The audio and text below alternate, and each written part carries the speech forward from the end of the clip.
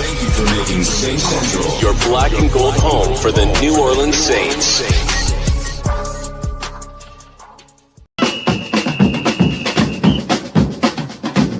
Who that say they gonna beat them Saints? Who that? Who that? Who that say they gonna beat them Saints? Who that? Who that? Who that say they gonna beat them Saints? Who that? 10, you got to take care of your business. We didn't take care of the business here, and the Falcons is going to go into victory formation. The Saints cannot stop the clock. Falcons will go into victory formation, and they will win the game. So the Carolina Panthers will ultimately get into the playoffs. The Carolina Panthers will win the NFC South because the Saints lose. We get swept by the Falcons. It sucks because, number one, I know we lose to the Falcons, man, this sweeping is the first time it happened since 2005 or something like that. So this doesn't often happen. But it is what it is.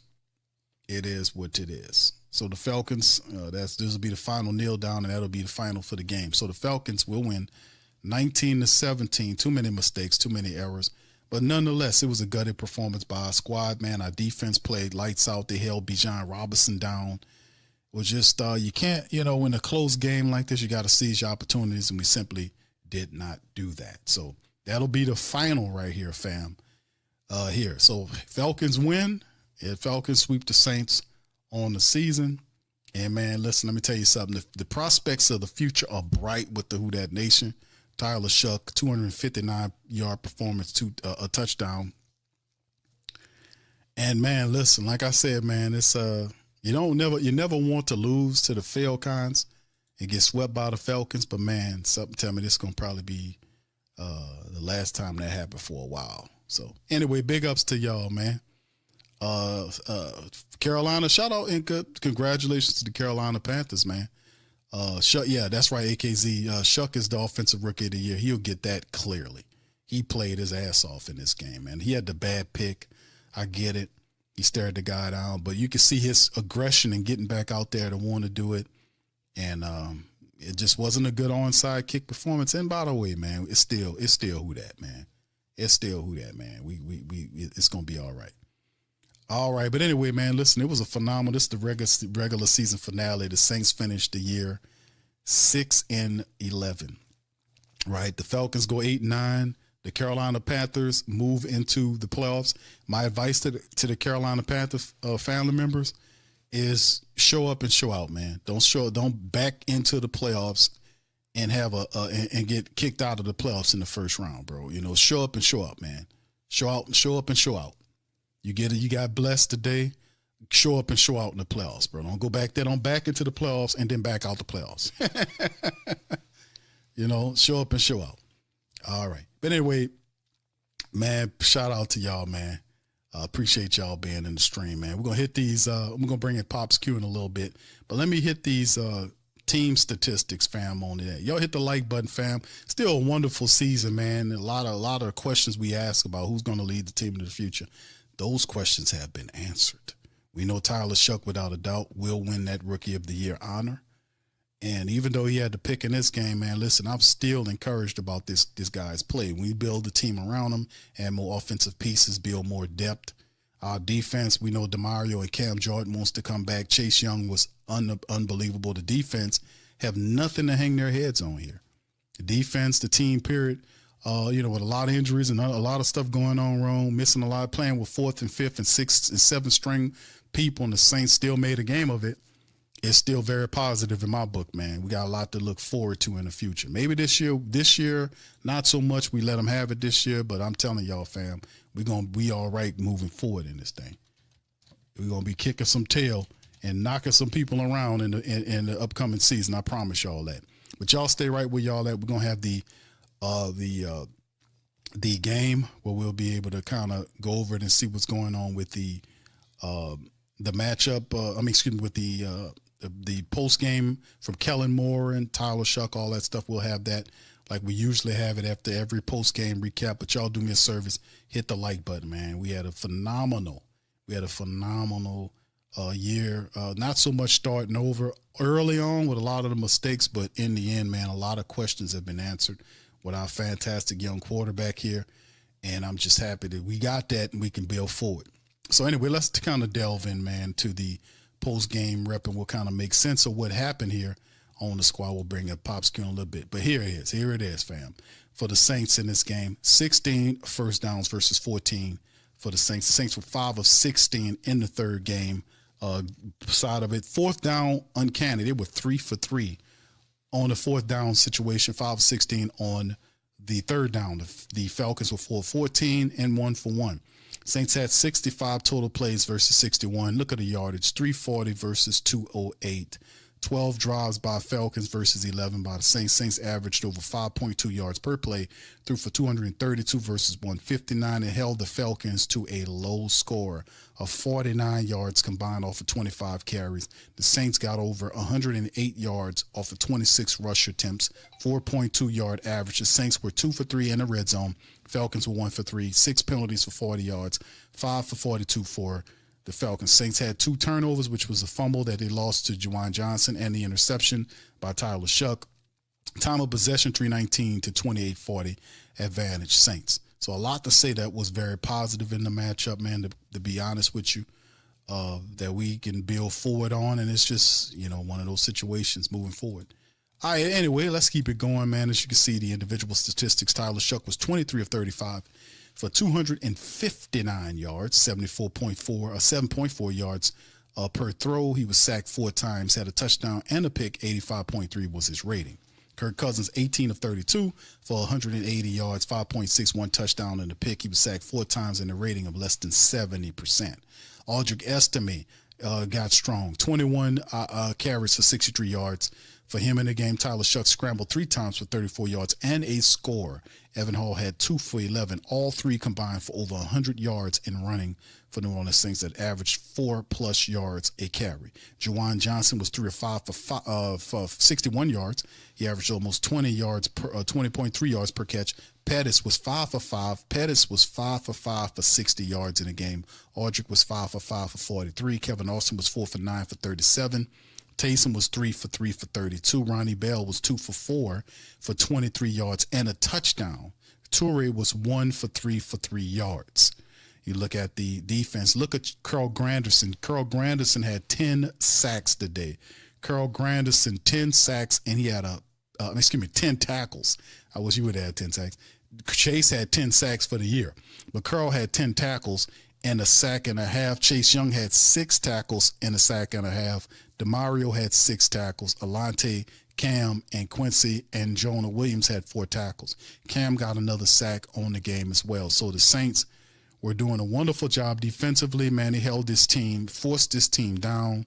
We just needed to score more points, in which we didn't do it. Charlie Smith was 1 for 2. He did miss a field goal that could have counted if counted. The Saints would have won 20-19, but it is what it is. Kai Kroger, 4 punts for 200 yards, 51 yard per average. He put 1 of the 4 inside the 20-yard line. So a lot of positive things to talk about from the Saints. The defense was knocked down, drag out. Offense just did not score enough points. Simple as that. But like I said, a lot of people was missing in this game. We lost Taysom toward the back in the game. You knew that Chris Olave had a blood clot in his lung. He didn't play in the game, so we was really relying on our 4th, 5th, and 6th round wide receivers, Kevin Austin Jr., Dante Pettis, who really had a really solid performance, 5 catches for 60 yards off of 5 targets. He was perfect catching the ball. Ronnie Bell, who came off the practice squad and caught a real easy touchdown. So like I said, you get a guy's opportunity and they'll step up and show off for you. And ultimately, that's what it was. Now, as we kind of adjust and go to the scoring drive of what happened for the scores, the first quarter of the game, the Falcons got on the board at the 3:02 mark in the first quarter with a 15-yard touchdown pass from Kirk Cousins on a blown coverage play by Alante Taylor.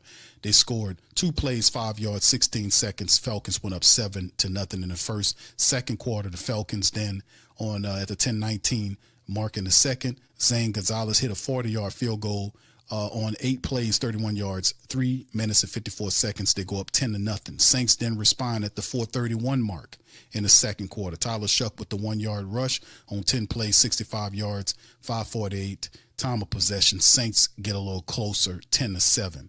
Third quarter, Falcons at the 8:50 mark Zane Gonzalez, 51 yards out on 6 plays, 41 yards, 213. They go up 13-7 and kind of extend the lead. Then again, the Saints come back at 2:15, mark in the third with Charlie Smith, a 29-yard field goal on 14 plays for 56 yards. I thought they were going to score in this drive, 6 minutes, 35 seconds. They did not. The Saints inch closer, 13-10. Falcons in the fourth just kept pushing it out. Zane Gonzalez from 38 yards on 13 plays, 45 yards over 6 minutes. They go 16-10. Off the interception by Tyler Shough, the Falcons take it upfield and at the 2:52 mark kick a 38-yard field goal by Zane Gonzalez to push it out 19-10. The Saints then come back at the minute and 11 mark in the fourth quarter with a 16-yard pass from Tyler Shough to Ronnie Bell to make it 19-17 on a 7-play, 65-yard, $141, and that's where it ended as the Saints fall short, 19-17. They are swept by the Falcons. For this first time in a while, the Falcons have swept the Saints. Falcons aren't going anywhere. Saints lose to the Falcons, and unfortunately, it is what it is. But it kind of, even though it's a sad affair, to be honest with you, it really isn't. It really doesn't hurt that bad. Meaning, in terms of our pride and all this kind of stuff, simply because of the fact that the Saints have solved so many issues. We see how good the defense is. Cam and DeMario is going to come back. That Tyler Shough is only going to improve. They're going to build the offense around him. So it doesn't hurt as much losing to the Falcons, understanding and knowing what you got headed towards you in the upcoming year, does it? So that's what I'm talking about. All right, shout out to Otis. He says special teams cost us block punt and missed field goals. That's true. That's true, bro. Special teams hurt. Special teams hurt us, bro, for real. That is true. All right, shout out to Brent. Says never good losing the Falcons, but we're missing some of our big weapons, and we know what improvements we can make, and we have a winner. Thank you, bro. Appreciate you. That is true. Good points. So, indeed, man, y'all are saying some truthful stuff, man, and I agree wholeheartedly with you because that's facts.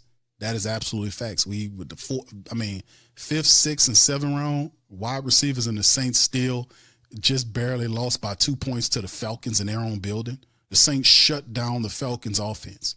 Bijan Robinson had less than 50 yards rushing in the entire game. They stopped him. We just couldn't score enough touchdowns. It's the bottom line. So I'm encouraged, even though they got the sweep. Shout out to them. They're not going anywhere. They're not going anywhere. You're getting the sweep and the lose. I guess you win when you can.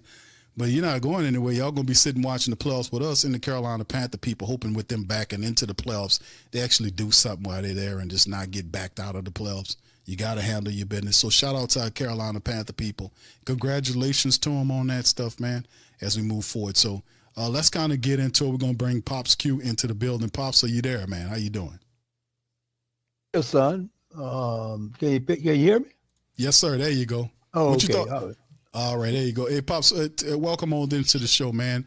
It was a good one, man. It was a close game. Man, I was having fun in this one. I ain't gonna lie. Shout out to the family, man. We was having real fun in this one, man. But Pops, what do you seeing this game, man? What do you thought about the Saints in this matchup? We get swept by the Falcons, but I'm not feeling all upset like I usually would. And I'm encouraged by the QB play. I'm encouraged by a lot of things. What do you think about the Saints' loss today? What are some high points in this game? Well, the one was the block punt, first of all, that allowed Atlanta to get so close to where they can score real easily. Their special teams play was not as efficient as it was, and we gave up that block punt, and then another situation. But other than that, like I say, in Atlanta, I got to give them credit. They was able to take advantage of the miscues, and they was able to score with the ball. And but when we had our opportunities, we had a chance we could do something. That pick six was the killer. Not pick six, but the killer was that interception. That as a matter of fact, I think that's the only interception he threw that Shough threw today. But it's the one that really, really hurt us. And, they went back and they scored a field goal from it. Even though They really did shut the defense really did keep Atlanta down. All they could manage was field goals, but it was enough to beat the Saints at 3 field goals, some field goals. But that the wide open touchdown pass to Drake London was also a killer, where these guys got mixed up, in the secondary, and leave. You can't leave a guy like Drake London wide open in the end zone like that. The Saints really did kind of mess that up. But other than that, I think the game was well played. We lost. I mean, they swept us. And I don't really kind of count. I know they lost. I really don't kind of count that first game because the Saints were kind of feeling their way with these quarterbacks, trying to see get who can get established. And so it is what it is. But this is, I'm excited, especially the way they played. The defense really played a hell of a game. It really did. They played a hell of a game. They harassed Kirk Cousins the whole damn time. He's out there, and I love the game. I love watching it, even though they lost. I love watching it. I think we got some get a couple of good pieces, and plus, like you said earlier, we were missing some key pieces to our offense, especially Olave being out. We were really playing with second and third stringers. I mean, we didn't have our top runners in the game. And the kid Estimate did a hell of a job, especially when he was running the game. Though what I couldn't understand was why did they go away from the running game when it was working? I'm just curious about that part. Should have stuck with the running game, and then maybe it wouldn't have put Tyler in the position where he throw that interception.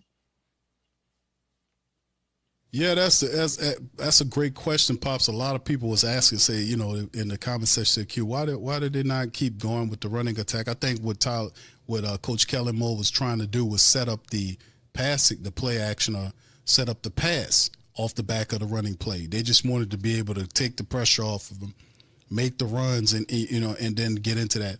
And it could have worked, but it was just, Shough did a very cardinal sin. In most football circles, he stared down the wide receiver. And even the Atlanta Falcon defensive back know how to jump in front of the pass on that. And that's exactly what Dee Alford did, Pops. He just jumped right in front of the play and intercepted it. But the defense still stopped them from doing it. Then the onside kick wasn't performed as well as you like. There was the miss. There was the block punt that set up a touchdown off a blown play. There was the missed field goal by Charlie Smith. He missed one. And then, of course, we kind of had the botched onside kick at the end of the game. So the special teams could have did a lot better in terms of what they did today. But then again, the offense was also, in my opinion, Pops, the offense could have did a lot better than this.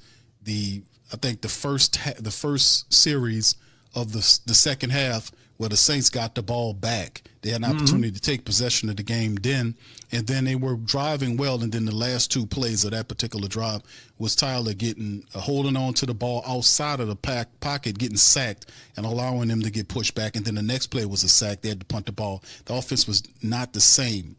And then we later on we weren't able to get there fast enough. That's a part of the game. So, Chris Olave, if Chris Olave plays in this game, you beat the Falcons. You have 4th, 5th, 6th, and 7 string players out there. Taysom Hill left the game late in there. You couldn't rely on him.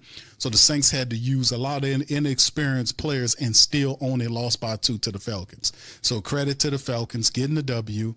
You're still going to watch the playoffs at home on your couch like we going to do, and we'll get a better draft selection. So you get the sweep. Congratulations to you. You can wave your flag and all this kind of stuff. Shout out to the Carolina Panthers people for moving on as well. You better not back. When you back in the playoffs, you better not back out of the playoffs. That's all I got to say. And outside of that, Pops, is just a lot of credit should be given to the Saints on defense, man. All the phenomenal. What about Chase Young, Pops? What about Chase Young and Carl Granderson? What do you thought about those guys? Those two big bookends was handling business. I mean, they harassed Cousins all day and got a couple of sacks on him. I mean, they made life miserable for him. They didn't give him time to sit back there in the pocket. Like it happened a couple of times where they sit back there, but I mean, not that often. But when it was on, they got there. They got there, and they kept him contained for the most part of the game. I mean, that's what I'm saying. Defense played enough, played enough to win the game, but just the offense couldn't score enough points to get this win. We had this game throughout most of the first 3 quarters, and we lost it in that last half that when he threw that interception, you know, when Tyler threw that interception. But things like that happen, you know. So we all we can do is just look forward to what they're going to do next year. We didn't have, like I said, we didn't have all our people, our key people, Kamara and Olabi, those guys like that, that could sustain the run game for us. We were going through with basically second stringers, and we almost pulled the win. Without that turnover, we'd have won that game. I honestly believe that we'd have got that touchdown had we not turned it over. But that's part of what the game. That's the way the game goes. Indeed, Pops, I agree, man. I think the turnover was big. But also a couple other things, too. Black Preacher Man says a little love for the coverage this year, Big Q and Pop. Thank you, brother. Appreciate you, man. Thank you very much. All season long, bro. Bringing me back to this world. 10-plus years of the Sports Coma, man. We in this thing, man. Keeping it real, never compromising. Being strong and progressive and moving forward and handling the business, man. That's what the platform was built on. And thanks to you guys, man. For just all of the continued support and just believing in the efforts, man.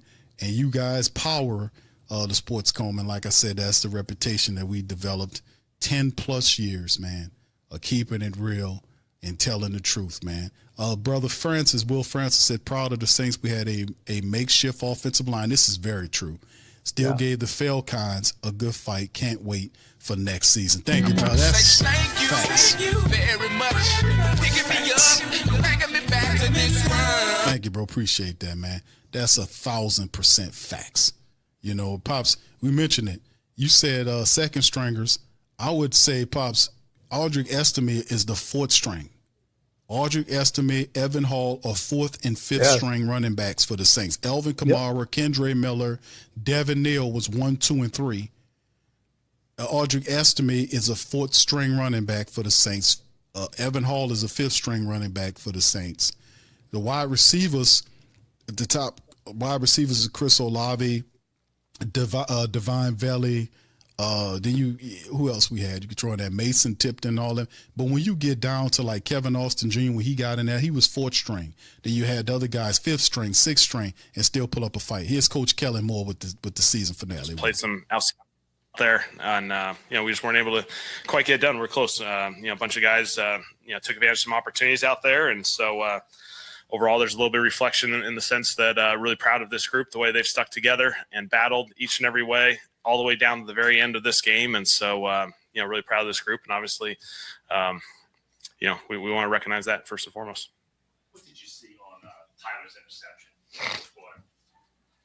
I think the DB, I saw it really live, and that was it. Did a really good job. He was inside of the slot receiver, and then he kind of bumped out right as the throw was occurring. And so I thought the kid made a phenomenal play.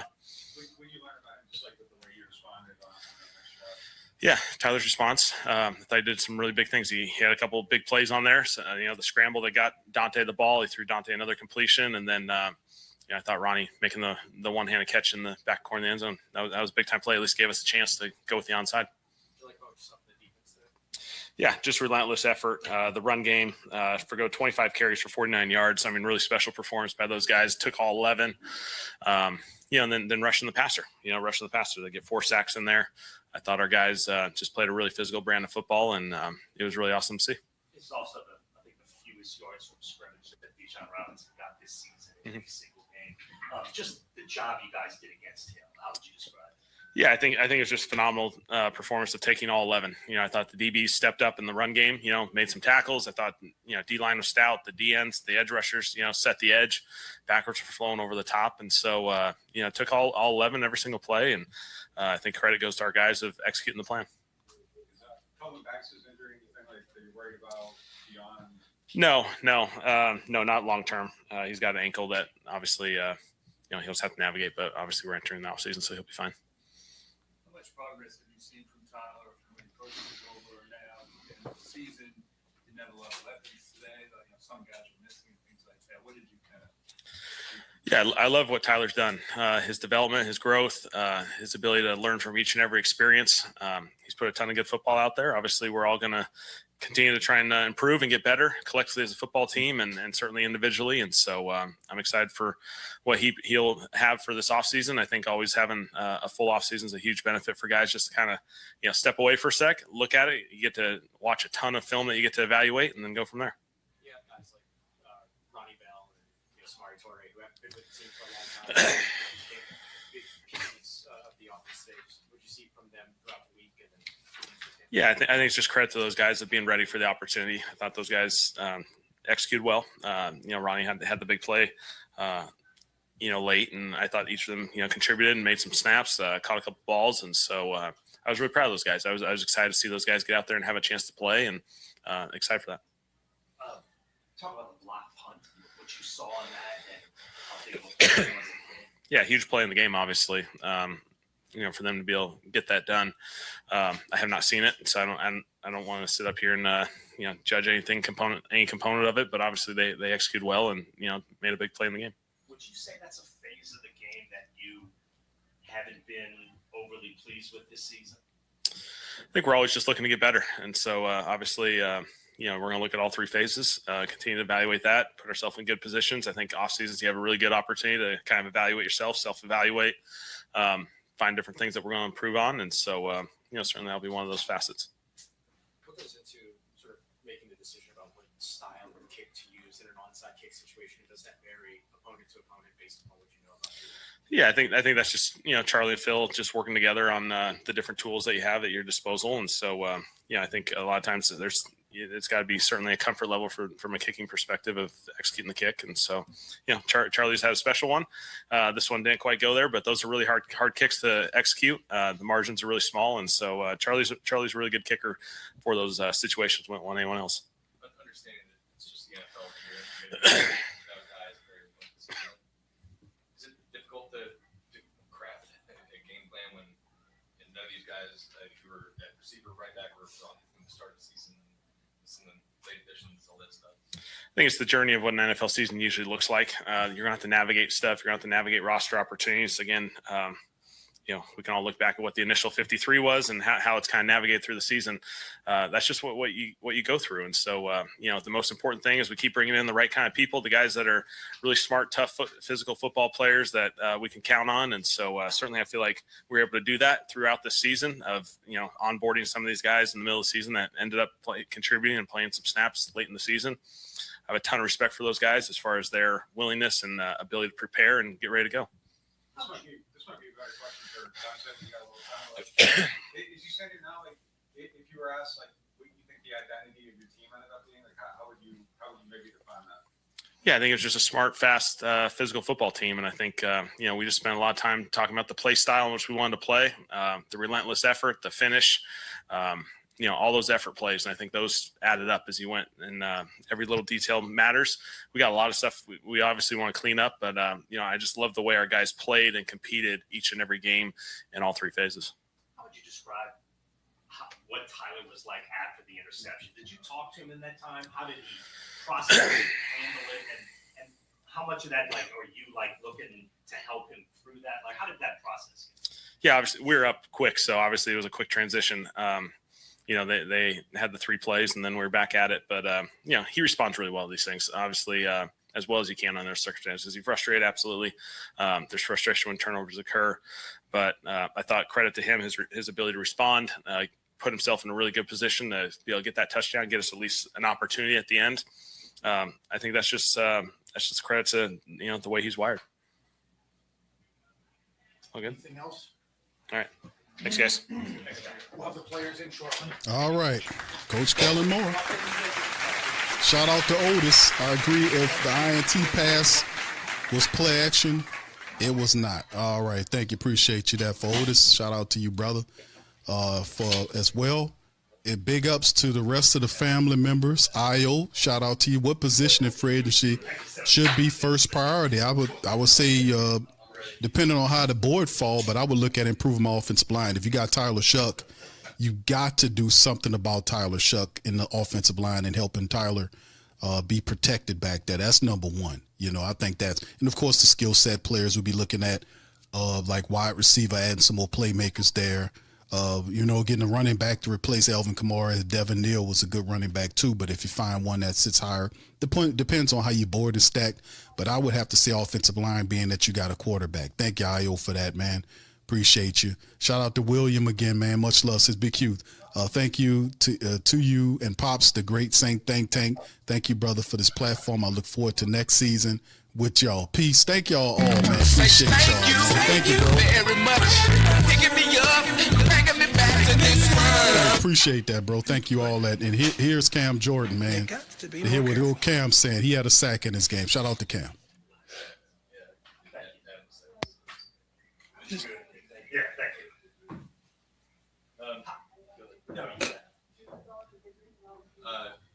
You hitting double-digit sacks like again? I know the outcome wasn't the one today. Absolutely not.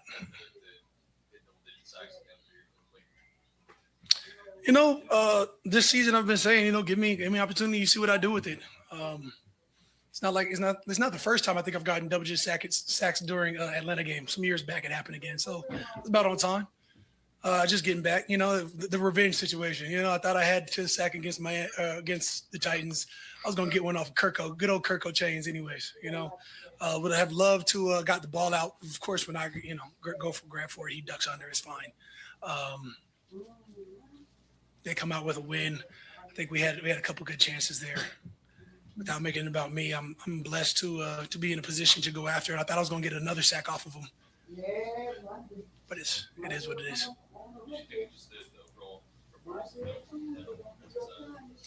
Man, started off strong, 2-3 series deep before you saw points up on the board.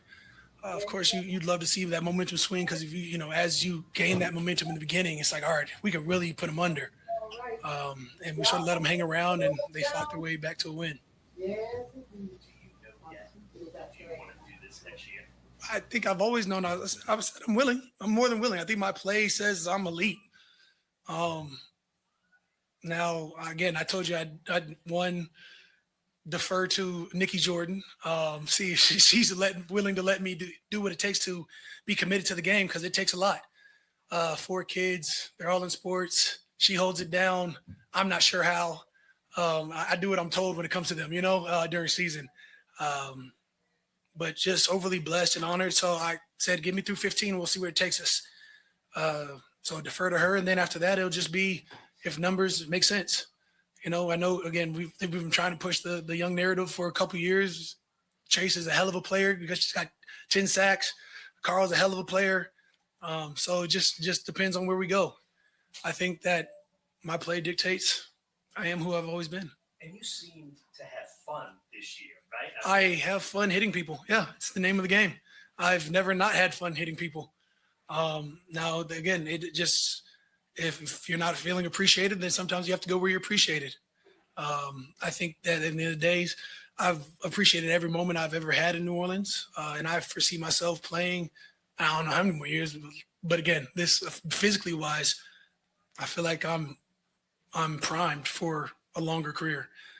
The sack you had today, that looked like old school Cam Jordan. I mean, we've been saying that all year, man. This sack you had looked like old school, or maybe just who I've always been. Again, back on the edge, good things happen. You make me a nose tackle, I promise you, nothing's good's gonna happen. Shout out to Todd Grantham. Just what would you make the way the team finished this year? Man, I've said it all year. I don't know how many times I've said how resilient our team is. How tenacious our defense is, how we had a good young group that is growing and accelerating towards growth. And just sucks that, we're out of opportunities. I wish we'd be fully healthy the entire year. I wish we, had started off with, the touchdowns that we had, the scoring possibilities that we've had in the second half of the season and the first half of the season. In terms of defense, I think defense, we started off strong and we've had to get stronger. We eliminated for one of maybe 3 times that first drive Bulls jitters. Let's call it jitters. 3 points, 7 points, leaky points, and then you finish the game strong. We started off strong. I think we finished strong. We figure without the short possibilities, I think we probably let up 9 points today. That's where, if you consider the the block punt, whatever that is, find a way to win is the name of the game. And I think our defense put ourselves in positions to do that more than a few times. Close out a few times. It's been good. When this team was like 1-8, you were still like one of the most positive voices Absolutely. in the locker room.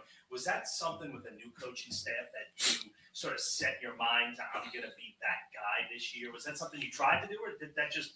That's natural. Yeah, I don't think I've ever had to force anything other than smile last year a few times. But when it comes down to our locker room, I've always said, I was like, I want so much more success for this locker room because we're so close, because guys vibe with each other. Like, it's a great locker room. And this time, 8 months from now, this time next year, hopefully we're in a better position. This time, 8 months from now, the locker room will have to start over. You don't know the interchanging pieces. Cam Jordan's year 15, Demario Davis year 14. You got guys Cam, looking for new contracts. Y'all free you agents, got to pay brother. Chris Olave. Wide receiver won money for everything that he does. You got to figure out a way to, make it all shake. And I think, for whatever reason, the locker room won't be the same. But hopefully the core guys, the guys that want to be here will be here. The guys that want to, make a difference will be difference makers for us next year. Cam, double-digit sacks, year 15. Like, was the only difference the last couple of years the style of defense and the opportunities, and now that's favorable? Or? If you probably look at it, I do really well in the back third of the season for whatever reason. That's 2 seasons ago. I tore my leg up, so whatever that was the end of pass rushing. So 6 games left, 5 games left, whatever that was in this trash stadium. This wonderful place in Atlanta that it was.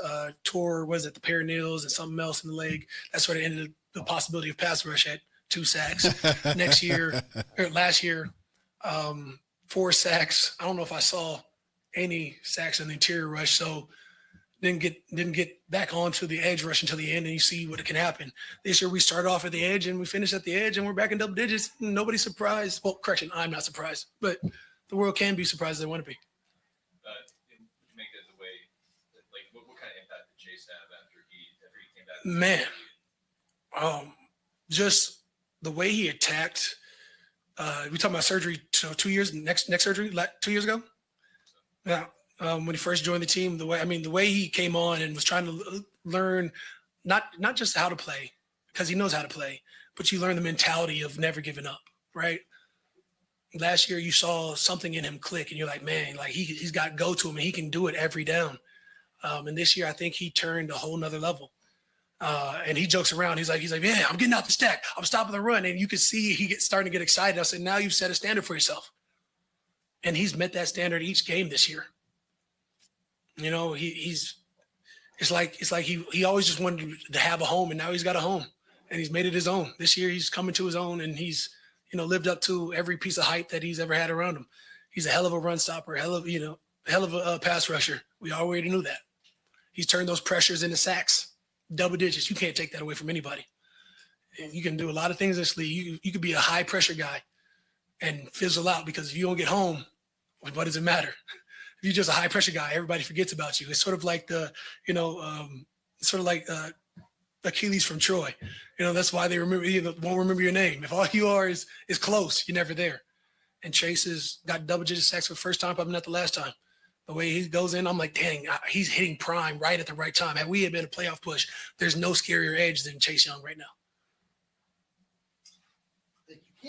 Cool. You had one more. Go ahead. Cam, are you coming back next year? You and Chase both held up. I was more excited for Chase. Yeah, I was more excited for Chase than me. I knew I was going to get one. I thought I had 10 last week. So, it was just like a get back. It's like the incentives. I'm just getting back what was already supposed to be coming my way. But no, it's awesome. It's been a while since the Saints have had 2 double-digit sack guys same year. I know capability for sure. I know Trey hadn't hit one year, but I think I was shy. So take it back to Cam and Junior Gillette, perhaps? Cam Jordan, Chase Young. It's crazy. I had to say that name out loud. It's been a while. Yeah, you guys have a blessed one. Shout out to Cam, man. Shout out to Cam, man. Shout out to Cam. Thank you, OG. OG to the third degree. Thanks for another year. Thank you, brother. Appreciate you as well. Thank you very much. Appreciate you, bro. Bringing me back to this world. All right, here's Chase Young, man. Man, people don't know what I've been through my career, highs and lows. It's all God, man. I remember moments being in the dark place at times and just staying down. People say stay down, but you don't know what it's like to stay down until you got to do it. Just staying down and, just God keeping his hand on me, man. That's all I really can say about that. It's crazy. It's crazy. And Cam was saying that, you just needed to find a home somewhere, Like, you feel like you found it here and you feel like this is where you kind of find the best version of yourself. Most definitely, man. I knew I found a home where God put me in a place with two veteran players that could kind of teach me the ways of, just the league. Like I told y'all, when I came in the league, I didn't really have that. When I come on this team, I got Double D, who always setting the standard. I got Cam Jordan. Double D talked about it. He said, greatness. He said, you have to have a stamina for greatness. Cam Jordan gets at the building the same time every day. He does the same things every day, and he's done it for 15 years. That's a stamina for greatness. When you got people like that, leading the way, you have to hold yourself to a certain standard because you see it every day. They 35, 36. I'm 26. If they can do it, it's like, what am I doing? So, I'm blessed to be up under them two guys for sure. With both their contracts up this spring, can you imagine playing without them at this point? Nah, I don't really want to think about that yet. I'm just gonna ride out into the sunset right now with them, and going on a D-line trip. Just enjoy my peoples. How has the season been for you overall? Not just the success on the field, but just so many of you have talked about how great the locker room has been. And what's it kind of been like for you this year? Great, man. We talked about it all the time. You look around the locker room, man. It's just I can look at every guy in there and know that we all have love for each other, no matter if it's offense, defense, or special teams. I give my hats off to the coaches, Staley, again, for just setting a standard of that brotherhood, of how we supposed to play. I ain't gonna fake on our D-line today. We was all balling. It was crazy. We feel good about going in the next year. Six, he doing his thing, and he just gonna get more comfortable. We control them what we can control. But yeah. Chase, is there anything with just like your weekly routine that's changed, seeing how DeMario and Cam operate? Like anything that's kind of like really foundational? Just staying disciplined. Stamina for greatness. Being disciplined for 15 years, that's hard to do, man. For real, you got to take your hats off to them dudes, man. I know a couple of my big cousins, 36, and they can't do nothing. You feel me? You know what I'm saying? You really got to take your hat off to that, man. Cam and Double D, he's still hitting the fastest times out of all the backers. If it wasn't God to put me here, then I don't know who did. So I'm just blessed to be around them guys. I'm legendary guys forever. Especially in my book and everybody in this locker room. Cam, in the eighth player in NFL history at 36 recorded double-digit sacks. So and all the other guys are Hall of Famers, like Reggie White, Julius Peppers. He gold jacket. We that's. But the thing about it though, he was a gold jacket 3 years ago. You know what I'm saying? So to see him still every day, just a little thing, showing up to every defensive dinner, every D-line dinner, first in meetings, still to this day. I'm glad that I could be around that and be exposed to that for sure. You sort of said this, but for you, is this situation here and maybe even this season, is this your best situation as a pro? Is this the most comfortable, the best you felt with a situation? For sure. I want to be the same forever. I feel like I definitely have found my home. And, you know, you feel the love from this organization. You know what I'm saying? My first year in Washington, I never seen the owner. It was different. You know what I'm saying? I never seen our GM for real. Like, you know what I'm saying? Now, you know, I come here and, you know, they on the field at practice, talking about this, talking about that. You know what I'm saying? Like, just a real family oriented vibe. So I'm definitely happy where I'm at. And just considering the way y'all close the season, you just feel optimistic for the future here, knowing that stuff changes and everything every year. I definitely feel optimistic. You know, it's what we the silent tape. Why I feel optimistic because it's silent tape, not the big plays and the highlights, but the play in, play out, setting edges, staying in our gaps, and being sound. Thank you, Chase. Thanks, Chase. Shout out to Chase Young, man. All right, here come the Reverend Demario Davis. Here we go. Greetings, everybody. He was just talking about how your stamina for greatness has been so inspiring to him, Chase. Like, is there anything about Chase's process and how he's kind of been the last couple of years that stands out to you as far as like his growth and maturity and that? Oh, elite. I remember when the recruiting process was going on about if we gonna bring Chase Young in or not, and it was just like no question. It was like no question. Just get him here. Just get him here. And it was all these narratives around him about the type of player he was. And I don't really follow people's storyline or really watch a lot of football where people are not in our locker room. But it was just like, I remember when he came out, I knew who he was, knew of him. And when he came in, the first thing I noticed was his hunger for greatness. When you have guys who play at a high level for a long period of time, it's usually one or two responses that other guys in the locker room, they either drawn to him or they just kind of standoffish. And he was somebody that just kind of came to me right away and was just like, man, whatever you got, you know, I want it. You know, however you train in the offseason, I want to know how you train. However you take care of your body, I want to know about it. And that stood out. And it was just like, you know, he got it. He got it. And then we had a lot of conversations just about not just being a great player, but be a great man, be a great leader. It's never days off. It ain't like you just come in and put in work on the football field and then you turn it off when you go on about your life. And that's what we had a lot of conversations around. And I watched him grow as a man. I watched him grow as a human being. I watched him grow as a person. And that was happening before I feel like everybody saw it. This year, everybody, of course, saw it. But even if you watched him, you know, last year, he was already taking those steps. And it really was just a credit to him. He knew what he had to do. He was like, Dee, just hold me accountable. I know what I got to do to change. And he did it. And I think, man, he won all those battles in the dark. And I think that's just a reflection of life, of what's possible, that everybody has those individual battles. And the story will follow your journey. In publicly, what happens will be directly would be directly reflective of what happens in the dark. I think the Bible talks about what's done in the dark will one day be shouted from the rooftops.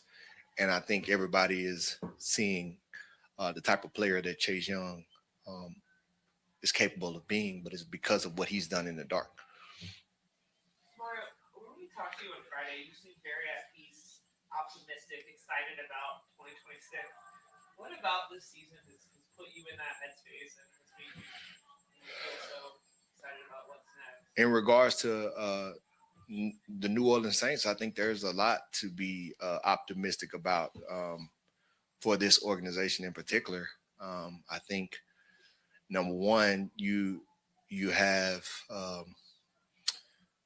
a solidified QB1, and I think there's been a lot of quarterback changes over the last few years. I got a chance to see a lot of them since Nine walked out of the building, and it's probably the most excited.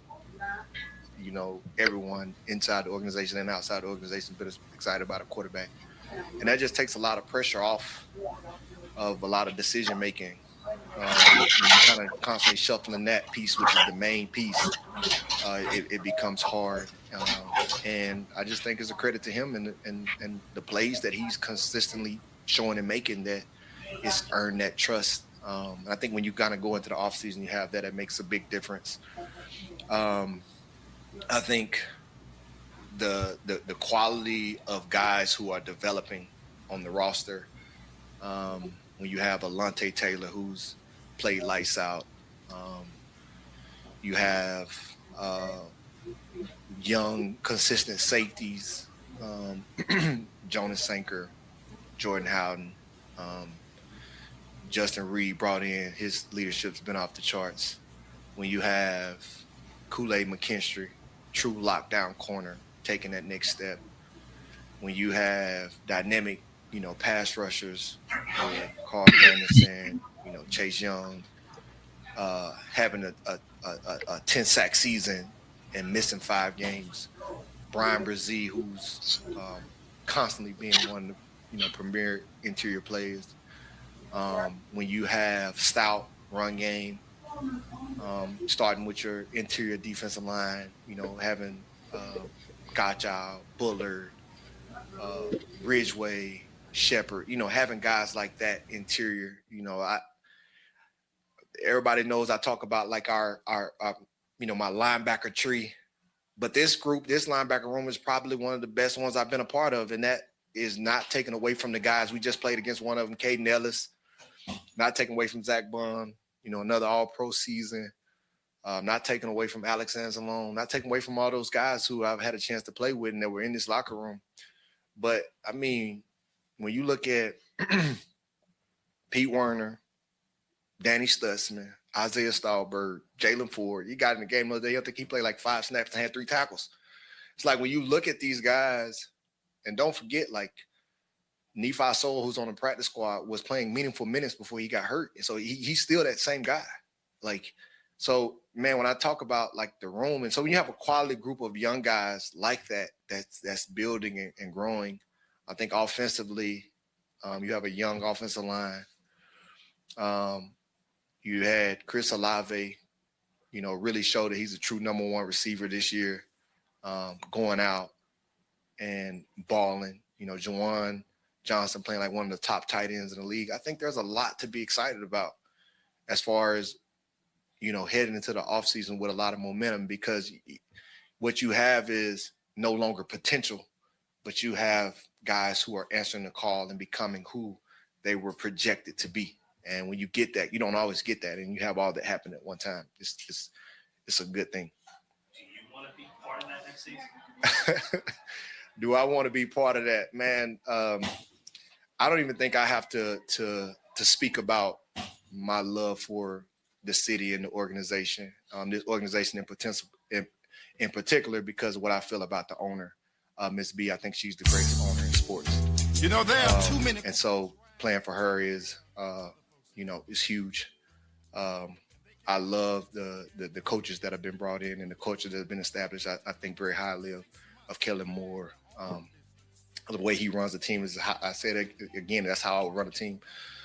Coach Staley, as a defensive coordinator, has really, even in year 14, taken my game to another level. I think the player that I've been able to be this year is directly connected to, having him come in. And I've learned a lot, playing for him. And Coach Sermon, I think, being a former player as a linebacker coach, has really helped, because he can speak to me as a player who played the game for a long time in the same position. And so that's allowed me to grow as a player. So I think I don't have to speak about like what this organization means to me, but at the same time, I don't have so much say-so in where my journey goes. As a servant of the man above, I go where I'm sent. And I certainly don't close a book before it's supposed to be closed. But when new chapters happen, I have to be open to go. And so, I love it here, but at the same time, I never can project what's going to happen next. Did your production this season fuel you to say, you know what, I want to keep doing this? Well, that was a goal for me. So I think I made a statement about how much longer I wanted to play. And, you can have these goals. But I also said another goal was I gotta have a PR in some department. I have to have a personal best in some department, which is an indicator to me that I'm still doing it at a high level. So whether that's tackles, tackle for losses, pass breakups, forced fumbles, whatever. And I got off really hot with tackle for losses and forced fumbles. So I was like, oh, well, it's probably going to be one of those. I didn't think it was going to be the tackles, but they just kept racking up. And, so I think, coming into the game, I already had, surpassed, what my previous high was. And that's just a good indicator for me that I can still do it at a high level, that my body is still producing at the level. I don't want to be somebody that just sticks around and hangs on. Like, if I can't, my mind is wired just towards being the best. If I can't feel like I'm one of the best doing it or doing it at my best, then, it's other things that I can be doing with my time. And so that's a big part of it. And I think that was a huge part of it. But also there's an internal sense that kind of goes on with that the mission is ultimately not finished. It's like, I'm going to be in this game as long as God has me here doing what he has me doing, because I don't think it's just about football. It's about using the platform the right way. It's about how you impact people. It's about how you show up, and that matters. And I certainly don't want to cut it short before my time is finished. We've heard that phrase silence quite a few times this year. Like, just why is that so impactful to you guys, like, in terms of the culture and everything that's so? Because that's what matters. I think there's a lot of narratives that can get tossed around and things to be said, but at the end of the day, what really matters is when you turn on the tape. Like, when I'm studying another team, it doesn't matter what the narrative about or what they're saying on different networks. What really matters is what they're putting on tape, because that's the tendencies. That's what we have to play. That's what we have to respond to. And what do guys see when they turn on the tape?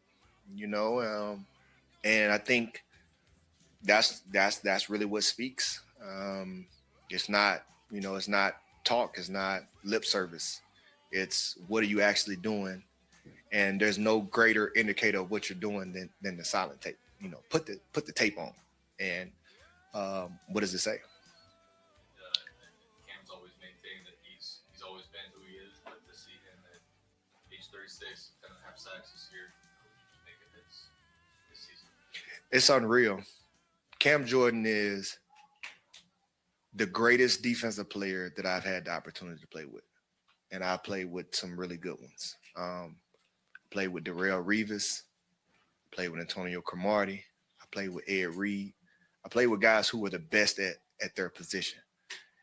And when you look at Cam Jordan's body of work in year 15, going for close to a double-digit sack season, and he's just always doing it. But I think the way he plays the run too, he's not just one of those guys that's just out there just rushing the passer. He's constantly being a force in the run game, and he's just consistent. He doesn't miss games. He's out there. And I think it's a credit to him. Even I think this year is probably even more impressive because he's having a higher level of production with less snaps. It's not like he's out there, playing the amount of snaps that he once played, and he's still having that production. It's unbelievable. I'm a huge admirer of it. And I just think it goes into his process. Like, when I watch Cam in the offseason and during the season, he's doing the same thing all the time. Like, after games, you can catch him out. He'll probably be out there, even though the season's over, he'll probably be out there tomorrow jogging laps. That's just who he is. And it speaks. He takes care of his body the right way. And I think he has that old school mentality of, being durable and being available. And when the game is on, I just think he's just a hard person to deal with one-on-one. And I think this organization is blessed to have him. Like, he surpassed a Hall of Famer who's the greatest defensive player in history in this organization. He surpassed those numbers, and he's still going. And it's just, I think sometimes it's hard to give people their flowers while they're still doing it, because you don't know what level of greatness. But for me to be around it is just something that is it's mind blowing. It's mind blowing it's like, man, this dude is the greatest player that defensive player I've ever played with, and he's on my team, and so it's unreal, that it's happening in real time. I think it just, hats off to him and all that he's accomplished.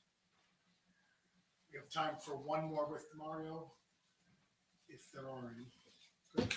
Hey, y'all be blessed. Thanks, Mario. Shout out to DeMario, man.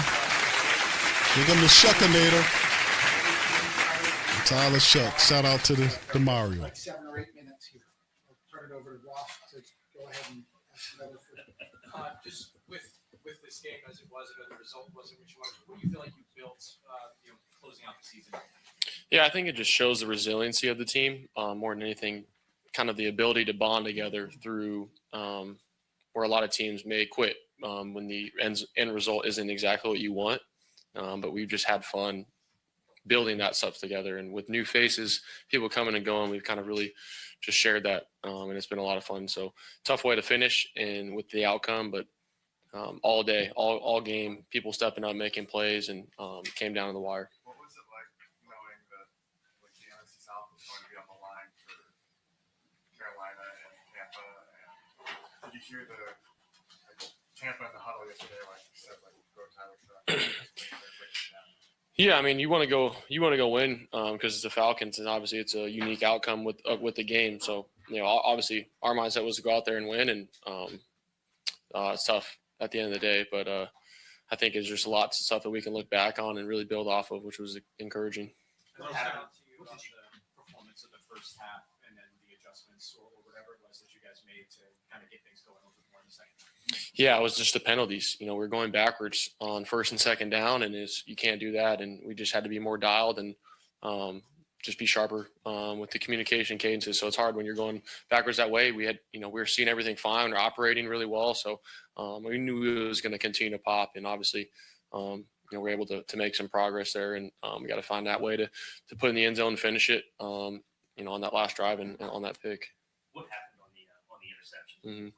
Yeah, it was just an unbelievable play by 20. Alford knew exactly what they were doing in quarters. We ran double slants. We've been running all game, and he's buzzed out to the flat.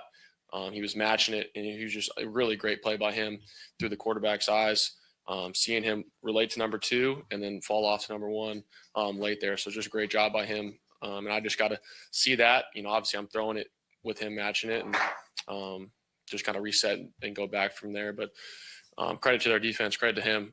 Great play in that crucial moment. So just really good things to learn from kind of going forward. And, we'll kind of figure out ways to short up. But ultimately on me, they got to pull that back, find a running lane and step up there. How about many of those? Do you feel like you're good at flushing that and moving on? Yeah, 100%. I mean, it was just a great play. I mean, I'm throwing it there 100%. You're relating there. The ball's already out, and he falls off last second. So there's nothing, just analytical-wise, there's nothing more to it than that. That's just football, really. It just sucks. But, yeah, great play. And for me, it was just operating. We were going to get another chance and just go score, and came down the wire. What's it say about this team's fight? Like, you come right back, you score on the next drive. Mm-hmm. By the end of the game, it's down to just 2 starters left, and everybody else is just out there battling. Just to go through that, maybe you don't get the result you want, but what does the team learn about itself on a day like that? It learns a bunch. I think just that was my mindset. It was just like, screw it, let's go play, man. This is why you play football. Like, who cares what the outcome, what the people are saying? Like, we got stuff to put on tape. Obviously we want to go freaking win. And that was the most fun I've had throughout this whole week, communicating with guys, in throughout the game. There's just so many limited reps with Samori and Ronnie and Kevin and DP. Obviously had built up a little bit more repertoire with those guys, but just unbelievable job by everybody stepping up. Audric, people coming on the O-line banged up. So against that defense here, I think it was, credit to them because they're a really good team, but credit to our guys for showing up and battling. We getting shocked tonight. We getting shocked tonight. Yeah, I had like 40 people send me that. Yeah, I mean, it's kind of the nature of the NFL, and there's no excuse for it, but was just kind of proud of how they kind of stepped up with minimal reps, learning a lot of new plays throughout the week, learning new responses. But yeah, there's a body language element to it. There's certain things that that you can't replicate, obviously, when you build that time with Olave, and I think Juwan did a really good job showing up as well. So it was, like I said, just that's why you play football. You know, everybody did a good job, and I think it's a lot of stuff to build off this offseason and really kind of have that bad taste in your mouth to build forward for next year. No, that was not on my bingo card for sure. That was just unbelievable catch by him. Came up really big there. He's just a dynamic player, and yeah, it was just a great play to finish that drive. Were you saying this end this season feeling optimistic heading into the offseason?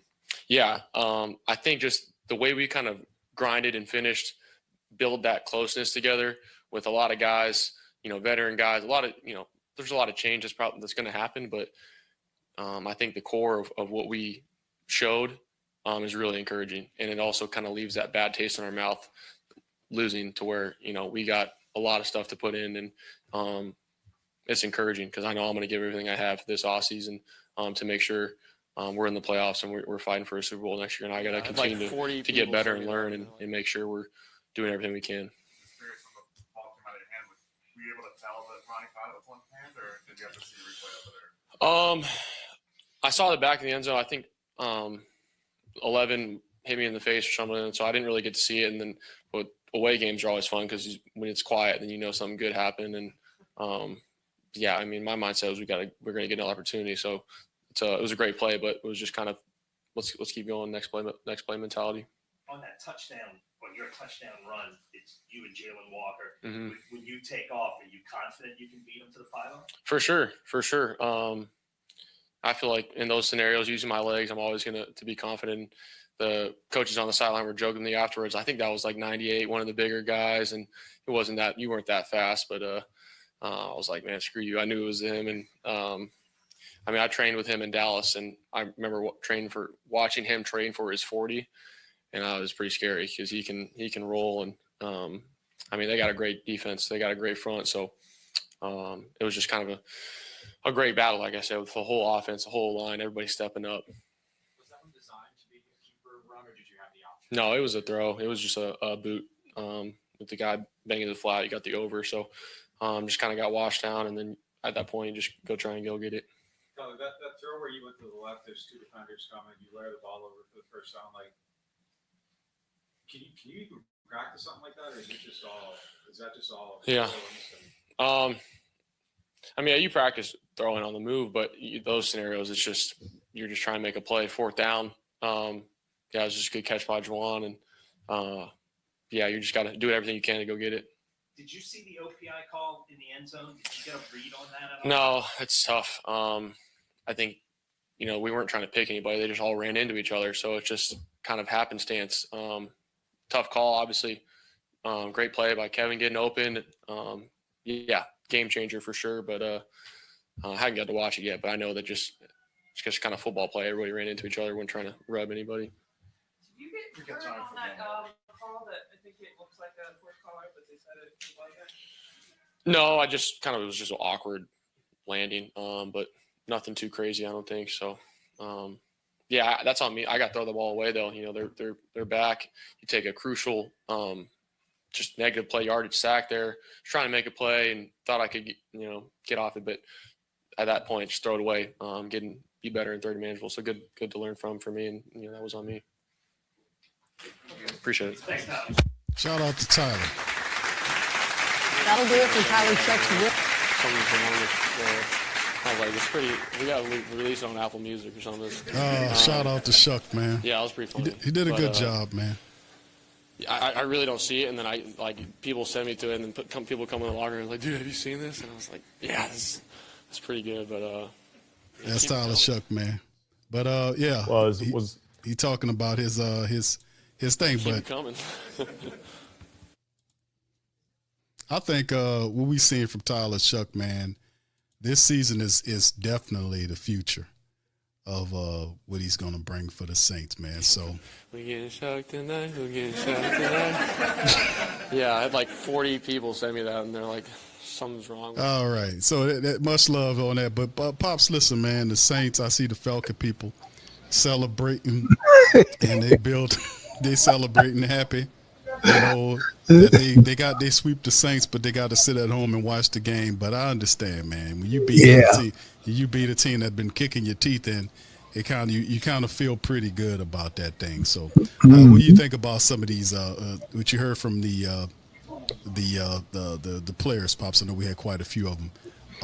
What do you thought about their players? And also some of the family members that's out there, please feel free. There's a poll in the chat. Should the Saints bring Cam Jordan back and Demario Davis? Yes or no right now. 84% versus 16% of people saying yes, bring them back, Demario and Cam. Pops, we thought about some of the word from the players today. Well, they sound encouraged. They lost the game. I mean, nobody's feeling sorry for themselves. They talk about the quality of the play, and they really have been in the last 4 or 5 games. They really have played quality football, and it's not the defense that made a lot of these mistakes. It's the offense has to get its act together so they can score some touchdowns when they get the ball down in the red zone. That's been a problem they've been having all season. Getting in the red zone and can't make execute the plays. So if we can continue to get somebody that can help execute these plays, I think, man, we got something going here. And then plus, like I said earlier, we have a lot of our key players are out. You know, we got 2 or 3 of our best wide receivers are out, and then you got Kamara out, and you got a couple other key pieces out. So they barely beat the Saints, but they beat more like second stringers. You know, guys who played in a support role. So you know, I'd say some of them sweeping the Saints, but they're sitting on the couch. They're on the comfy couch with us. So they're doing good. Yeah, when you win, I get it. You know, with some of these people, when they actually win a game, they feel pretty good about the accomplishment of getting the W and finish the season a 4-game winning streak. A lot of the Falcon people want the Raheem Morris to be gone. But perhaps with this winning streak, they get more Raheem Morris to stick around. I think Raheem Morris is good for Saint football. I really think he is. I mean, they won. Ultimately, it's going to be a benefactor to us. OG says, thank you, bro. Said, Dirty Birds fan just told me that I may need emotional support animal, a falcon, shaking my head, shaking my head, shaking my head. Thank you, bro. A falcon for an emotional support. Yes, indeed. All right. Thank you, OG, to the 3rd degree. Yeah, man, it's very interesting, Pops. But like I said, I think Tyler Shough has did more than that. He's galvanized the Who That Nation. A lot of people are looking for leadership at the QB position, but not only that, going into the upcoming season, he's the unmitigated leader of the team. His temperament, how he's making plays on the field, he will improve and get better going into the season. I just think it's a phenomenal thing because the Saints not only did they find their franchise signal caller, but they also have a reason of how to build around them. They also have an identity now. Yep. So having that, and of course knowing where to build, Saints need to focus on getting together that offensive line, building up that. Of course, they'll add talent, and they have all the draft picks in the world to do it. They had a draft class that was very impactful this season. We'll get guys like Vernon Brockton back, Devine Valley, the pick that was Jalen Polk.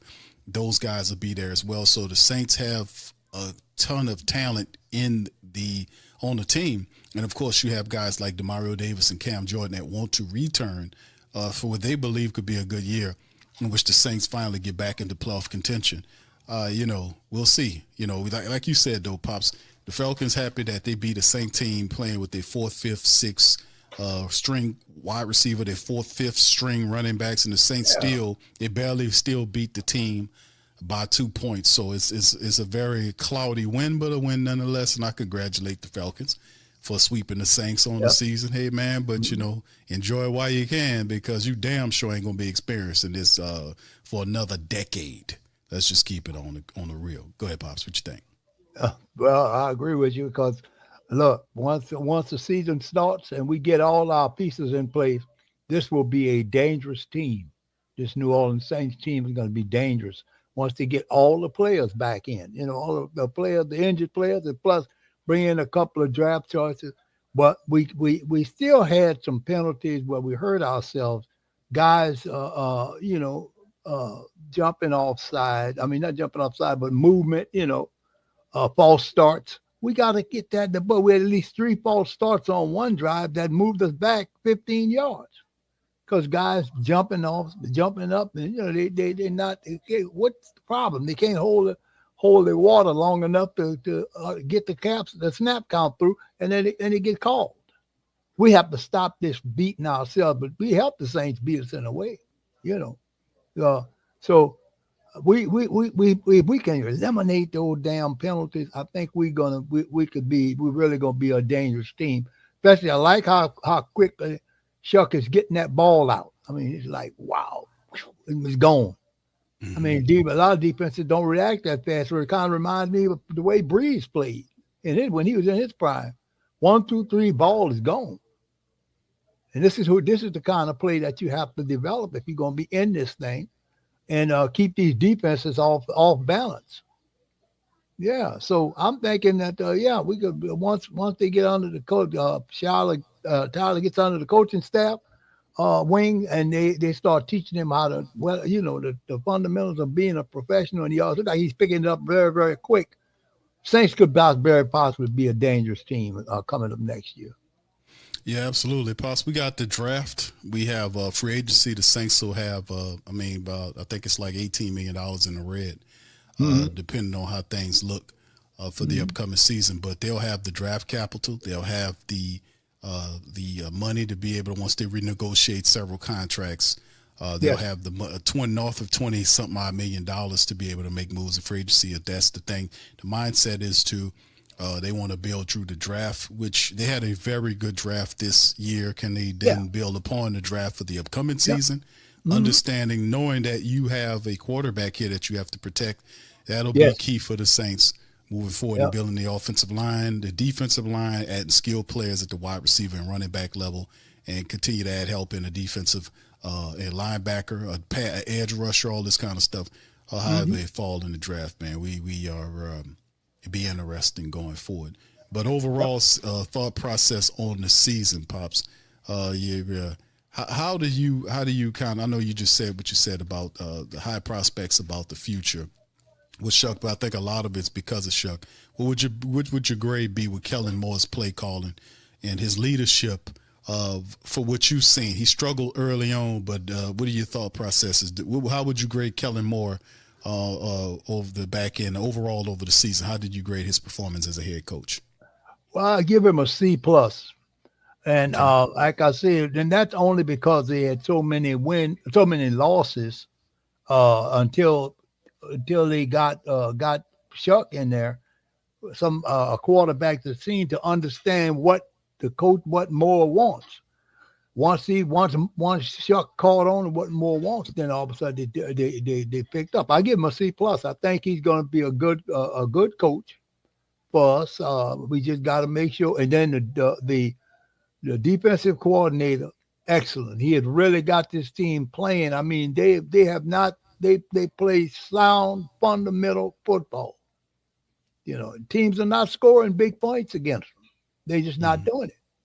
And then that's because of coaching. And we've got some great coaches. I think I'll give them a C+. And I'm looking forward to even giving them a B once this next season get to rolling around, because I think they're smart enough to have the pieces ready by the time the season starts. They'll have everybody in place who they're going to need, and then they'll be able to take off. It won't be a long trying to train another quarterback like they did. They got the quarterback they need right now. Yeah, that's true, Pops. I think Kellen Moore started the season. He's a rookie head coach. You can see kind of got a little bit more serious as the season get on. It took him a while to be able to pivot and figure out what plays work for his offense. Like even in this game, what everybody mentioned, makeshift offensive line, fourth, fifth, sixth string wide receivers, fourth, fifth string running backs, third, fourth, fifth string offensive linemen. It just got bare bones toward the back end. but still in all, still competitive enough to almost win games. So 5-4 is what Tyler Shough finished the season on as a rookie. Very respectable numbers. I think that puts him ahead in the QB race. What do you think about Tyler Shough, a rookie of the year? Do you think he gets that, Pops? What's your thought on that? For that 5-game winning streak, and he almost got this game. I'm quite sure that, and then I think,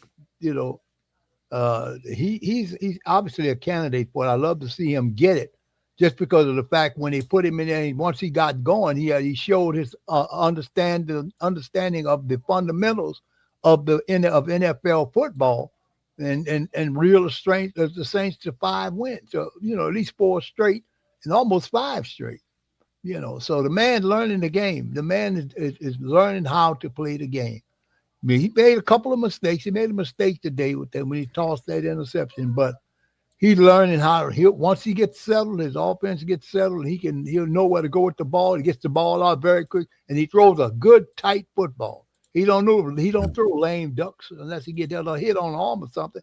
But most of his passes are very almost frozen ropes, they call them back in the day with the guy. And then he got good touch on the ball too, because if he connected up with that guy that had Atlanta defensive back beat, the tight end had him beat back there. He just couldn't get him the football, So that would have been that touchdown would have got us the win over them, because defense had shut the Falcons down. They were shut down. Whoop, closed off.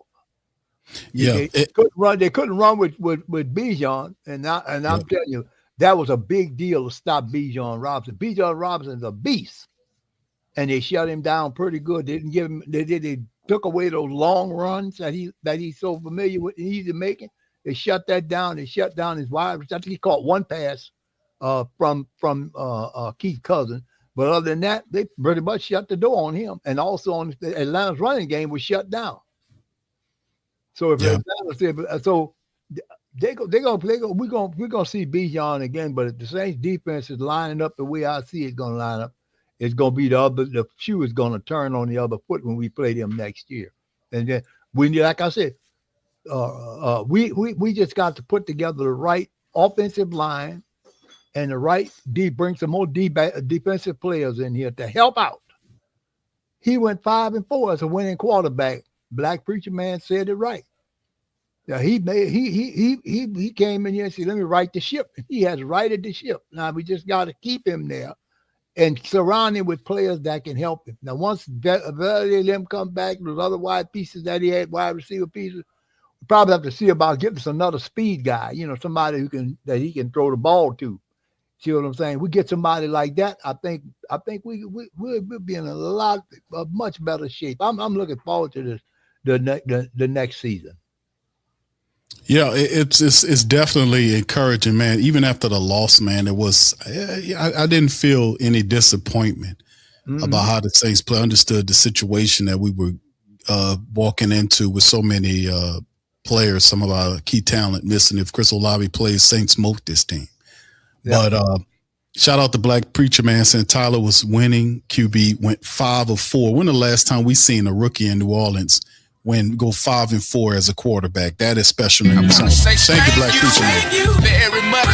Picking me up, bringing me back to this world.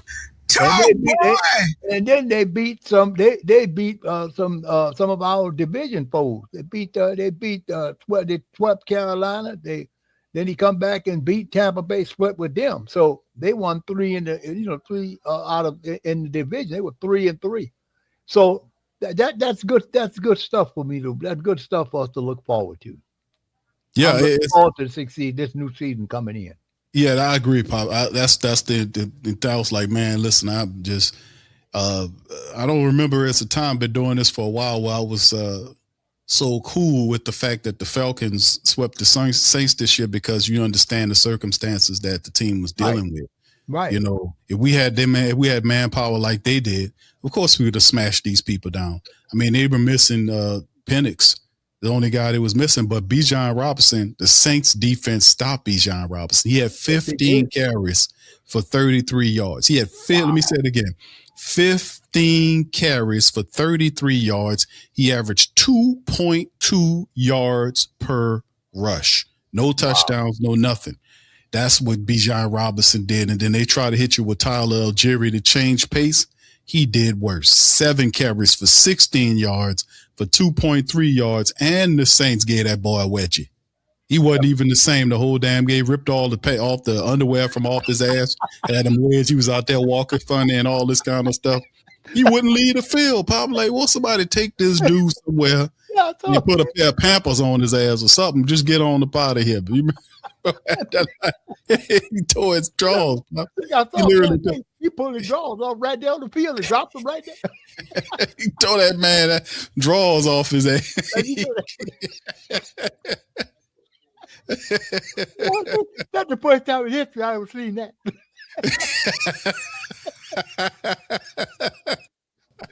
Hey, never seen nothing like that, Pop. I ain't never seen somebody tear somebody's drawers off their ass. I'm sure the people cracking up with that shit. He just took his drawers off, put them over there, and throw them over. I think, it was funny. It was funny, Pops. He was still trying to run the ball and walk it funny, man. I was like, they tore the drawers off the man's ass and give him a what you call it, a wedgie. That's not good. That's not good. You get a wedgie. He ain't lying. Oh man, that's too funny. All right, yeah, they can have it, man. We'll be back next year to smack on them, man. The defense made a good play for them. I think Tyler he might have underthrew the football, but he's got to get more recognizant of when to throw and watch for the defensive back that reads eyes. They teach the defensive guys to read eyes, right. And that guy read Tyler's eyes, knew where he was going, and he jumped the route. You know? Yeah, he said that. And he talked about that, Pop. See, the thing is, it's different when you got a guy who could tell the truth about his play as opposed to a guy sit up there and make excuses like this other clown we gave $100 million to before he retired. See, he would lie about stuff and not take accountability for it. Tyler Shough said that when the guy dropped the route, he said he followed my eyes. He followed my eyes to the ball because he knows that's not what you're supposed to. You're not supposed to stare nobody down in the NFL. Right. That'll lead to bad circumstances. He understood that. He said it on the presser. He also mentioned a few other things, like when he took the sack, he said, I just got to learn, man. I gotta throw the ball away. Yeah. You know, he said those things. So these are two. Bounds. You know, that's the biggest thing that an experienced quarterback will do. If he's got time and nobody's open, the ball's going out of bounds. At least you'll hold your position where you left off. But if you take a sack, you're gonna lose yardage 9 times out of 10. You know. Right. So Bijan looked like he was frustrated the whole day. When they knew they were gonna feed Bijan, they were gonna feed him Bijan, but they stepped up and plugged the running lanes. So it kept Bijan to a very minimum yardage. 33 yards, Pops. And the contrast that if I was to tell each one of the family members in the stream, y'all hit the like button, by the way, that Audric Estime at the end of the game would have outrushed Bijan Robinson 63 yards to 33 yards. Y'all would have said, hey, man, the Saints going to win that game. But that's exactly what happened in terms of them outrushing. Now, the Falcons got it, but Audric Estime had 21 carries for 63 yards. That was Bijan Robinson had 15 for 33. The Saints, listen, that's not an easy feat. The Saints defense stopped this man. They ain't slow him down. They stopped him. 33 yards from this guy, and this guy is seen as one of the top running backs. I think he was 4th in the NFL coming into this game in terms of rushing yards, and the Saints just held him to 33 yards, and ain't a damn thing was wrong with him from a health perspective. Right. I mean, it's like, wow, what's up with that? I mean, that same defense, Pop. But they closed the running lane. See what's been happening in Bijan's previous game.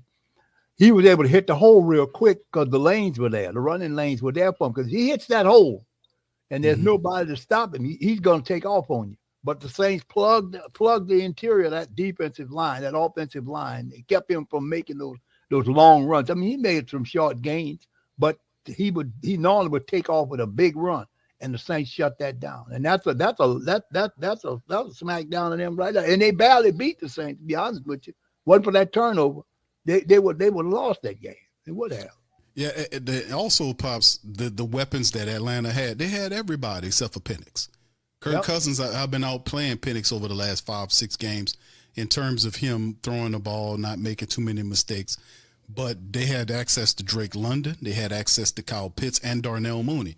They had all of their top people. So they had all their top weapons, and he barely couldn't got the game. Barely got the game. Yep. So, I mean, Raheem Morris is going to be celebrating because a win keeps his job secure. He finished the season with 4 straight wins. It's hard to fire a man based on that. So he's good with that. But at the end of the day, the long and short of it is the Saints, even though we lost today, we actually won here because this pivots the Saints. Like, we get a better draft position. They win to fall back a spot or so behind us, and you still sitting on the couch along with us. So we still improve. We get a better draft selection because of it. And in the end, we can use this stuff to build our offensive line and add skill set players, and the sky's the limit. All right, Brent says, can't get over the ref's flag and taking back our touchdown. Have Brother Gregory to talk to. Thank you, Brent. Shout out to you. Thank you very much. Picking me up, bringing me back to this. The problem is you trying to talk with your shit, you don't know nothing, instead of listening. Huh? I'm listening. Okay? No. I get $40,000, nigga, and I dare motherfucker to stop. You ain't lying. All right, so big to Brent. Thank you, Brent, for that, my man. Pops, what you think about the refereeing in the game? Elvin Gentry's brother was up there. What you thought about this one here? Every time Elvin Gentry's brother officiate that game, either the Saints or the Falcons get hurt one way or the other. If there was no foul evident on that touchdown run or that touchdown pass, those guys are bumping into each other all the time. So why call a silly a play like that, a silly foul like that? They bumping into each other all the time. You know, I mean, it just wasn't a sound call at all. You know, I mean, there was nobody around. You know, I just don't get it. I don't understand it. But the crazy part is, Pops, if you watched, they had a behind the scenes, they had the camera angle from the backside in the end zone. And when Kevin Austin Jr. caught the touchdown and secured it, the flag came out. The rub play happened, with them just running into each other was seconds before that. But the flag didn't happen until after the referee seen that the guy caught the ball, then he threw the flag. I've seen this happen more than a handful of times, that the referee will wait to the outcome of the play to then throw the flag to take the play away. And I've seen that when we played the Titans 4 years ago. There was a play that happened where the ball was thrown into the end zone, and the referee watched, I think it was, what was it? I think it was an interception play or something like that, where the player hit the Titans quarterback. Y'all probably remember this one, and knocked the guy down. No flag. But when the ball went toward the end zone and the Saints player picked the ball off in the end zone, then the flag came out after he seen how the play worked. And when they do stuff like that, that's manipulation of the game. Because if you see a foul on the play, drop the flag as fast as you can. If you've seen it, you don't wait to the outcome of the play, then throw the flag. When you're doing that, that's manipulating refereeing tactics right there. That's why people get on them and stay on them like I do. So, I mean, in the end, I didn't like the call, but I thought that we can play past it, and us being as inept offensively as we were, we played into the hands of the game. Because when you allow yourself to be within that time frame, that small amount of pointage, 3 to 7 points, the referees can play in that space. So we have to kind of extend the game out. And I thought that if we didn't take advantage of when we started the second half with the ball, because we scored at the back end of the first half of the game, then we get the ball at the start of the first half of the game, and then the second half of the first drive of the second half of the game, we should have scored on that drive. If we score on that drive, we take possession of the game for the rest of the game. We didn't do that. We had stupidness happen, and then we had found ourselves playing around, and then toward the end of the game, you let the clock run out. Got to change the game. So you heard Tyler Shough talk about that. And we just have to improve upon it, improve upon our depth, and just keep going and playing beyond the referees like we always been doing, historically speaking.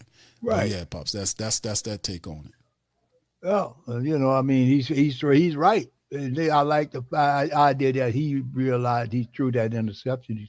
He's got to remember, like, okay, I don't see nothing. I'm not taking the sack. I'm gonna throw the ball away. Throw it out of bounds. That's all you gotta do. Throw it out of bounds. Yeah, it's Cousin done it. Cousin did it a couple of times. They had heat on him. He threw the ball out of bounds. He got sacked up, but he's smart enough to not get sacked up too much. So he threw the ball out of bounds. But that means his position of play didn't suffer because he didn't turn the ball over. Right. He had the pick that Granderson gave him, but the thing is, he got sacked multiple times in the game. But Right. Kirk Cousins was smart enough that when he seen the screen breakdown to throw the ball at the feet of Chase Young coming in there, when he seen when blitz was happening on the very next play, threw the ball over the head of Darnell Mooney out of bounds. Right. So he That's understands the key in not surrendering yardage on sack plays that make it harder for your kicker. Or for you for the very next play, instead of dealing with a 3rd and 5, you take a sack and now you 3rd and 12 or 3rd and 9 or something like that. Not hurting your team that way. Just get rid of the ball. And also it's a measurement all you have to do. Where to protect yourself. Marley Mall says Brandon Staley turned this defense around. We're going to do a recap on all this tomorrow on our Monday stream. We'll have a full season recap about the Saints going forward, a little span, and we'll, of course, down the line, we'll talk about, in that same week, we'll talk about drafting and all that kind of stuff and positions that we need to look at. We'll break it down show by show next week. But Pops, talk about Brandon Staley's defensive impact. We didn't see it early on, but boy, did it come around later on in the year when it started. He started figuring out his personnel. Staley's impact, what do you think about it? Big. It's been his play has been huge. It's just big. It's just big plays. The defense constantly made as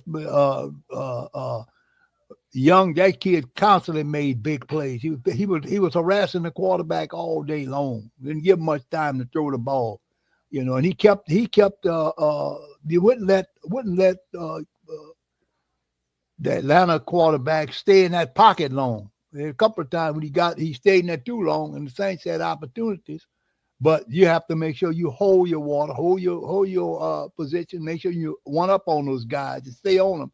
And then when they throw the ball at you, you're there to make the play on it. You got to intercept it or deflect it and knock it down, like was done a few times in the game. That defense is playing very, very well, very outstanding. They're shutting the running game. I mean, anytime you shut a runner like Bijan Robinson, that man's got almost 2,000 yards rushing.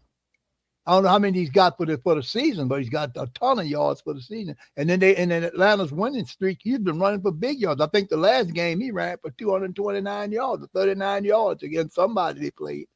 So I mean that's encouraging to me. I think Brandon Staley is a hell of a coach because you can see the improvement in this defense all the way up until this last game. If our offense could have put a couple more points on the board, we got one touchdown taken away from us, and then we threw an interception on the other. So if we have those touchdowns, we'd have beat them. And like I say, that Falcons Stadium is a home like a home away from home for the Saints. They play excellent team ball in that dome that Atlanta plays in. So it's almost like a home game. So we can, like I said, it's going to be very interesting. I'm encouraged by the preparation that this defensive staff and Coach Staley has done for this team, and you see it on the field. They're running to the football, they tackling much better. The biggest problem we had with them last year, they couldn't tackle anybody. Guys were getting tackled, getting to the people, they spinning out the tackle. You don't see much of that no more, do you? Because Coach Staley have gotten to them and they look, here's what y'all need to do. You got to make sure you complete and finish your tackle. Hold the player right there until you get help. You can just slow him down till you get some help. And that's what they've been doing. They've been helping each other. Yeah, that's true, Pops. Good analysis, because also another thing that Chase Young was talking about at the presser about getting better and improving his body, learning from Demario Davis and Cam Jordan. What great influences to have. These guys are the model of what you would consider longevity, especially Demario Davis. So whatever secrets he utilized, and obviously Chase Young has used them because, look, he's stellar. I mean, he had a stellar end of the season, 10 sacks. He missed a month worth of football. I think it was 4 or 5 games. he missed and still put up 10 sacks in the season, which was phenomenal. You know, for him. And also the fact that the Saints solved a major issue, meaning the gap discipline, allowing people, when they're blitzing, the Saints, allowing people to lose. They're losing containment on the and that's something Chase Young struggled with early and, when he got back into the season. But toward the back end, he kind of learned the importance of gap discipline. Blitzing, rushing the passer, but maintaining the principle and not allowing it to get too wide where guys can leak out and run away and spoil the play. Right. They did it. They really synced in and did a wonderful job. And like you mentioned, also the fact that they did a solid job in tackling too, because they was missing a lot of tackles early. Yeah, that was Shout one out of the to biggest Infinity 2073. Great game. I'm encouraged about next season. Thank you. Thank you. I am too. Very much.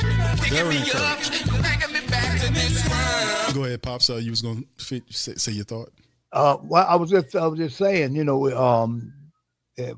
they compress the pocket, not the pocket, but the running lanes, and there's always somebody there. Just like when they were trying to run Bijan, always somebody was there. They had run support. So if somebody missed, there was somebody right there in the hole, or somebody would come up out the secondary to stop him, keep him from picking up big yardage. And this is I'm encouraged about that because we're gonna face probably some of the best runners in the NFL coming up this next season. So we got to be ready. We got to be ready. And I'm telling you one thing, I'm looking forward to it. I'm encouraged like everybody else. I'm looking forward to see these this New Orleans Saints when they fire up next year. All right. Well said, Pops. Well, that's going to cut it for this show here, fam. Listen, man, we appreciate y'all for joining the stream. This is the season finale, Week 18 matchup. Saints edged by Falcons 19-17. We finished the year at 7-11. It's been a phenomenal year yet again, Sports Coma, a decade plus strong in the game. I'm gonna pivot to, of course, the Pelicans play tonight against the Miami Heat in about less than a half an hour.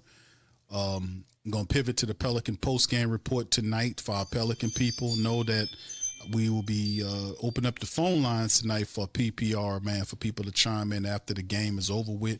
Get your word in on that side. You can join us on Pelican Postgame Report. Hit YouTube up, put PPR Pelican Postgame Report, or simply go to the homepage of the Sports Coma, scroll all the way down to our family of channels, and you can find it there and sub up.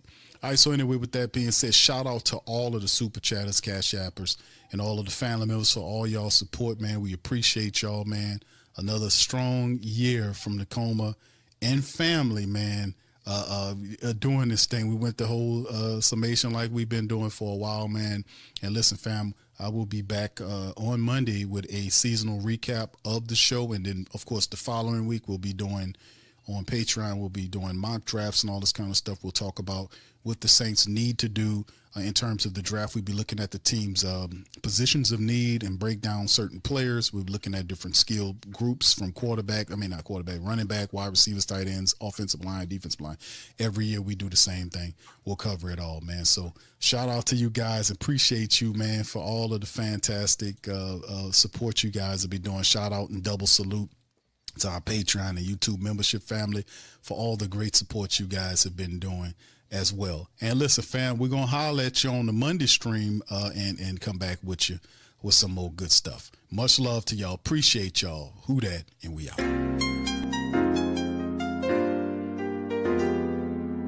Yeah. Boogie like Benson, I'm a who dat. I'm a who dat. Long as I'm living, I'm a who dat. Lose or winning, I'm a who dat. Sports Coma, yeah, this is where we do that. Where we do that, where we do that, where we do that, where we do that, where we do that. Boogie like Benson, I'm a who dat. I'm a who dat. Sports Coma, this is where we do that. Where we do that. Welcome. Somebody please better help. Running this thing like Elf. I thank God every day I'm not a Falcon. Go to YouTube Live with Big Q and the guys. If you ain't ride or die, the bandwagon get flipped. Been marching in, that was way for the ring. I was yelling out your shade for the championship. Bucking on Tampa, duck down. Falcons, pluck, get shut down. Panthers ain't much touchdown. The vision really belong to us now. So much hate on the Saints, you could probably tell. Ever since Bounty Gate hit the NFL, when things seem fishy and you probably smell the crooked referees or Roger Goodell. Yeah, money like this and I'm a who that. Every day I'm living, I'm a who that. Lose or winning, I'm a who that. It's the Sports Coma, this is where we do that. Where we do that, where we do that, where we do that, where we do that, where we do that. Boogie like this and I'm a who that. It's the Sports Coma, this is where we do that. You're listening to the Sports Coma with Big Q and the guys on the PRO Media Network.